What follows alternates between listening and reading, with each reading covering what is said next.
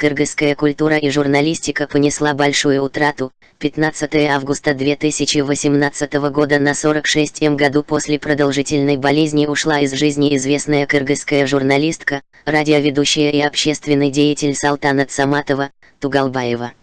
Салтанат Саматова, Тугалбаева, родилась 1 марта 1972 года в селе Чалпон Качкорского района Нарынской области.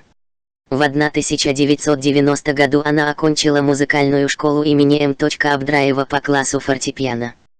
После этого, в период с 1991 по 1995 годы Салтанат Саматова, Тугалбаева, училась на факультете музыки Кыргызского государственного университета имени И. Арабаева. Трудовую деятельность Салтанат Саматова, Тугалбаева, начала в качестве педагога в Кыргызском государственном педагогическом университете имени И. Арабаева в 1995-1996 годах. Истинный талант Салтанат Саматовой, Тугалбаевой, раскрылся после прихода на радио в качестве радиоведущей. Ее голос, неподражаемая манера вести эфир, толерантность и открытость, жизненная энергия всегда притягивали к ней сотни людей, для которых она стала настоящим другом.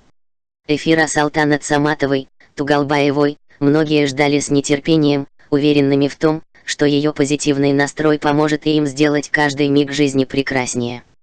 На 64 году жизни скончался общественный деятель, политолог, доктор экономических наук Жумакадыр Акинеев.